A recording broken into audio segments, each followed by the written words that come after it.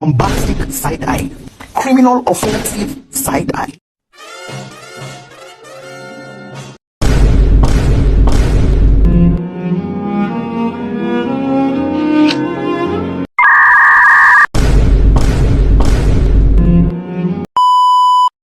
Assalamualaikum warahmatullahi wabarakatuh. Halo semuanya.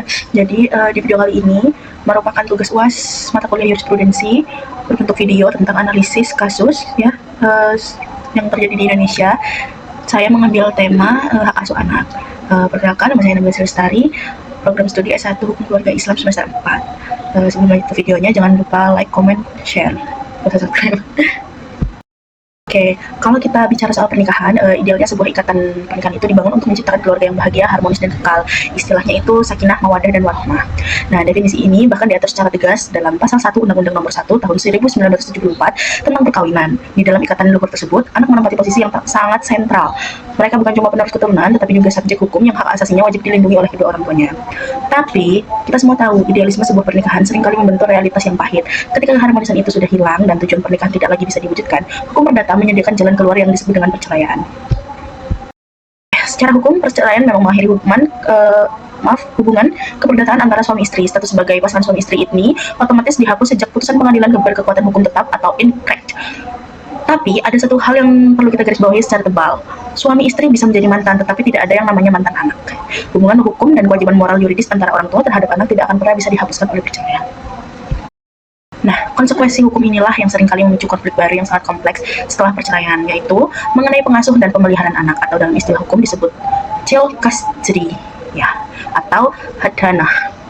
Di video ini kita akan membedah bagaimana dinamika sengketa hak asuh anak terjadi di lapangan dengan mengambil studi kasus yang menarik yang akhir-akhir ini lagi warawiri ya di FYP TikTok, di Reels Instagram, pokoknya di semua media sosial, di X, di Twitter itu banyak banget, dan di sosmed mana-mana kayaknya lewat deh. Pasti kalian tahu kan? Ya betul. Kasusnya siapa? Kasusnya Ruben Onsu dan Sarwenda. Sebelum kita ke detail kasus Ruben Onsu dan Sarwenda, kita harus paham dulu gimana sih hukum di Indonesia mengatur tentang pemeliharaan anak pasca perceraian. Di negara kita ada beberapa instrumen hukum positif yang mengatur masalah ini secara ketat. Pertama, kita lihat dari Kitab Undang-Undang Hukum Perdata atau KUH Perdata. Di dalam pasal 229 dan pasal 230 dijelaskan bahwa setelah perceraian, pengadilan wajib menetapkan siapa di antara mantan suami istri yang akan ditunjuk memegang kekuasaan atas diri anak. Istilah hukumnya adalah saya lupa, ya intinya itulah, atau kekuasaan orang tua. Pakar hukum Profesor Subekti menyatakan bahwa esensi kekuasaan ini bukanlah hak milik orang tua atas anak, melainkan sebuah kewajiban hukum untuk melindungi masa depan anak. Kedua, Undang-Undang Perkawinan pasal 41 huruf A menegaskan bahwa baik ibu maupun bapak tetap berkewajiban memelihara dan mendidik anak-anaknya semata-mata berdasarkan kepentingan anak. Lalu di huruf B ditambahkan bahwa bahwa bapak bertanggung jawab atas membiayai pemeliharaan dan pendidikan anak. Di pasal ini lahir pemisahan fungsi. Biasanya ibu diutamakan untuk memegang pengasuhan fisik, mungkin juga mental ya, sementara bapak difungsikan sebagai kewajiban finansial atau child support. Kemudian yang ketiga, bagi yang beragama Islam, aturannya merujuk pada Kompilasi Hukum Islam atau KHI pasal 105. Di sana disebutkan bahwa anak yang belum mumayyiz atau berumur 12 tahun, hak pemeliharaannya adalah ibunya. Sedangkan kalau anak sudah di usia 12 tahun ke atas, maka berhak memilih sendiri mau tinggal bersama ayah atau ibunya. Namun di atas semua peraturan tadi, ada salah satu doktrin internasional yang sangat kuat yang diratifikasi oleh Indonesia, yaitu the best interest of the child atau kepentingan terbaik bagi anak. Asas ini diintegrasikan ke dalam Undang-Undang Perlindungan Anak, yang artinya apapun konflik yang terjadi antara ibu dan ayah, keputusan akhir harus didasarkan kepada apa yang terbaik bagi si anak. Jadi orang tua tidak bisa egois, harus apa yang terbaik buat anak. Anak harus bebas dari tekanan psikologis, tidak boleh dijauhkan dari salah satu orang tuanya. Semisal si anak ikut ayah dan si ayah ini melarang untuk bertemu ibunya, itu tidak diperbolehkan ya, seperti itu. Yang dalam hukum disebut dengan parental alienation. Dan yang paling penting, anak harus dilindungi dari segala bentuk eksploitasi. Sekarang kita bedah kasusnya Ruben Onsu dan Sarwenda ya. Di bulan September itu, tahun 2024, Pengadilan Negeri Jakarta Selatan resmi menjatuhkan putusan cerai terhadap mereka berdua. Tapi ada satu hal yang unik dari putusan ini, yaitu di dalam amar keputusannya, majelis hakim yang sama sekali tidak mencantumkan klausul antara hak asuh anak kepada Ruben, hak asuh anak maupun pembagian harta gono gini. Kenapa bisa begitu? Ternyata Ruben dan Sarwenda memilih untuk menempuh jalur non-litigasi atau di luar persidangan. Mereka membuat sebuah akta perjanjian untuk mengatur sendiri urusan anak secara damai. Jadi ini di luar pengadilan ya, hukum tidak bisa ikut campur. Kemudian dalam kesepakatan itu diatur bahwa anak-anak mereka bertempat tinggal bersama Sarwenda sebagai ibu, sementara Ruben sebagai ayah memberikan hak akses yang tidak terbatas untuk bertemu, dan Ruben wajib memberikan nafkah berkala. Oke. Secara hukum perdata, tindakan ini sah-sah aja, pembuatan perjanjian di luar pengadilan. Ini tunduk pada pasal 1320 KUH Perdata tentang syarat sahnya perjanjian, dan berdasarkan pasal 1338 kesepakatan ini berlaku sebagai undang-undang bagi mereka yang membuatnya atau asas pastasan Sarwenda. Jalur ini sekilas terlihat ideal karena minim konflik dan dianggap baik untuk psikologis anak, tapi disinilah letak kelemahan besarnya. Nah, perjanjian yang dibuat di luar pengadilan, baik itu di bawah tangan maupun dituangkan di dalam akta notaris sekalipun, tidak memiliki titel eksekutorial. Apa itu? Perjanjian ini tidak punya frasa suci, di mana di bagian atasnya yang berbunyi demi keadilan berdasarkan ketuhanan yang Maha Esa, seperti yang ada pada putusan hakim. Artinya, efektivitas perjanjian ini 100% bergantung pada iktikat baik atau good fight masing-masing pihak. Kalau di kemudian hari salah satu pihak melanggar janji, pihak yang dirugikan tidak bisa meminta bantuan jurusita atau pengadilan untuk melakukan eksekusi paksa. Mereka harus mengajukan gugatan baru ke pengadilan untuk menyelesaikan masalah tersebut. Dan inilah yang akhirnya memicu keretakan yuridis di lapangan antara Ruben Onsu dan Sarwenda. Dalam perkembangannya, hubungan damai lewat perjanjian itu mulai goyah. Pihak Ruben Onsu melalui kuasa hukumnya menyatakan bahwa di lapangan terjadi tindakan pembatasan akses komunikasi dan pertemuan fisik antara Ruben dengan anak-anaknya. Kemudian, tindakan ini secara sosiologis hukum bisa mengarah kepada parental alienation, yaitu upaya menjauhkan anak dari orang tua kandungnya sendiri, yang jelas melanggar pasal 4 Undang-Undang Perlindungan Anak. Sebagai reaksi atau bentuk protes keperdataan atau pembatasan tersebut, pihak Ruben Onsu sempat mengambil tindakan sepihak, yaitu menghentikan sementara pemberian nafkah bulanan anak. Kalau kita lihat dari kacamata hukum, perjanjian ini di buku 3 KUH Perdata, tindakan Ruben ini mirip dengan asas exception apalah gitu. Sederhananya, asas ini berbunyi, saya tidak akan mau memenuhi kewajiban saya karena kamu juga belum memenuhi kewajiban kamu. Ruben menahan nafkah sebagai posisi tawar agar dia diberikan akses. Jadi Ruben ini bukan tidak memberi, menstopkan sementara karena aksesnya dibatasi untuk bertemu anak-anaknya oleh Sarwenda. Nah, tapi sebagai analis hukum, kita juga bisa mengkritik tindakan ini. Penerapan asas hukum perjanjian murni bisa serta-merta ditetapkan dalam hukum keluarga. Hak anak untuk mendapat nafkah dari ayah kandungnya berdasarkan pasal 41 Undang-Undang Perkawinan adalah hak yang bersifat mandiri dan imperatif. Hak hidup anak tidak boleh disandera atau dijadikan alat gertakan dalam konflik komunikasi antara mantan suami dan mantan istri. Jadi, tindakan membatasi akses itu salah, tapi meresponnya dengan menahan nafkah anak juga tidak dibenarkan oleh hukum. Nah, melihat konflik yang semakin memburuk, Ruben Onsu akhirnya mengambil langkah hukum yang signifikan dengan membuat aduan resmi ke Komisi Perlindungan Anak Indonesia atau KPAI. Nah, ada beberapa poin yang diadukan, mulai dari pembatasan akses, keluhan psikologis anak dari anak angkat mereka ya, Veteran Peto, kalian pasti tahu, mengenai lingkungan tinggal hingga indikasi dugaan eksploitasi ekonomi terhadap anak di bawah umur, yaitu Thalia dan Tania. Nah, dugaan eksploitasi ini muncul karena anak-anak yang masih kecil diduga dilibatkan dalam aktivitas komersial seperti live streaming, penjualan di media sosial bersama ibunya hingga larut malam.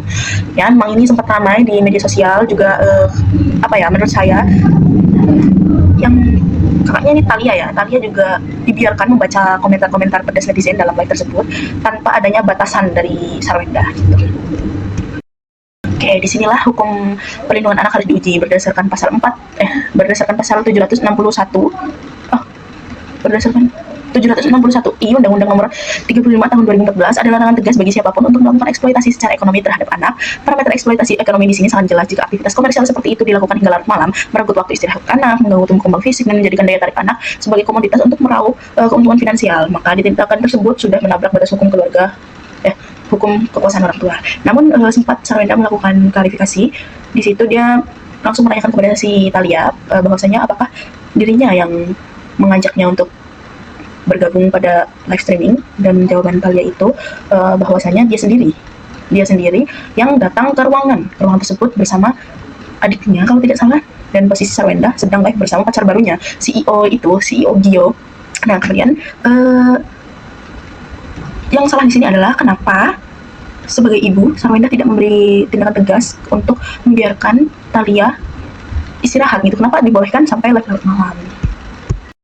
Nah, terus apa sih relevansinya aduan ke KPAI ini dalam ranah hukum perdata? Hukum perdata secara maksudnya tuh dalam hukum acara perdata atau Bewitch Recht, Langkah Ruben ini sangat strategis. KPAI memiliki kewenangan untuk menginvestigasi, memanggil para pihak, dan meninjau lapangan. Hasil investigasi KPAI yang nantinya dituangkan ke dalam bentuk surat rekomendasi resmi bisa diajukan oleh Ruben di persidangan sebagai alat bukti surat yang sangat kuat, sebagaimana diatur dalam pasal 1868 KUH Perdata JO pasal 165 HIR. Nah, rekomendasi dari lembaga negara independen seperti KPAI akan menjadi pertimbangan utama untuk hakim menilai apakah pemegang hak asuh saat ini masih cakap atau justru sudah melalaikan kewajibannya. Nah, dari seluruh pembahasan tadi, ada beberapa kesimpulan penting yang bisa kita ambil. Pertama, perceraian memang memutuskan ikatan perkawinan, tapi yang namanya anak, itu tidak ada yang namanya mantan anak, karena anak itu adalah hasil darah daging kalian sendiri. Nah, tidak pernah menghapus kewajiban orang tua terhadap anak. Asas kepentingan terbaik bagi anak atau the best interest of the child adalah hukum tertinggi dalam sengketa pengasuhan. Kedua, Ruben Onsu dan Sarwenda menjadi pelajaran berharga bagi kita bahwasanya semua bahwa gimana sih hak asuh anak hanya lewat perjanjian di luar sidang memiliki risiko hukum yang sangat besar karena tidak adanya kekuatan eksekutorial yang memaksa. Begitu terjadi pelanggaran seperti pembatasan akses ataupun indikasi eksploitasi ekonomi melalui live streaming larut malam, perjanjian tersebut langsung kehilangan antaranya.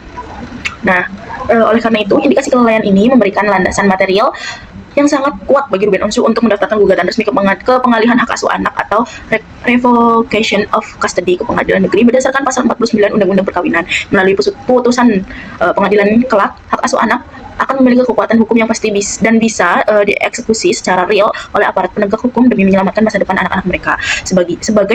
Sebagai saran praktis dari kasus ini bagi siapa yang menghadapi situasi perceraian, sangat direkomendasikan agar kesepakatan mengenai anak tidak hanya disimpan di dalam kertas perjanjian bersama, tetapi juga kesepakatan itu wajib dikukuhkan dalam amar putusan pengadilan atau dimohonkan akta perdamaian di hadapan hakim agar bisa memiliki kekuatan eksekusi yang memaksa jika salah satu pihak ingkar janji di masa depan.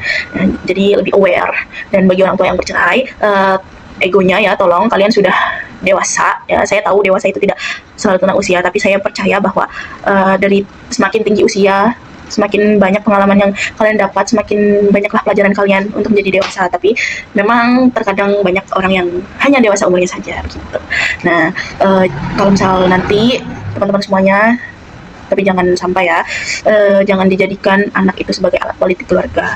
Jangan batasi ke akses pertemuan. Misal sudah bercerai dengan istri, kalian yang laki-laki melarang dan membatasi akses untuk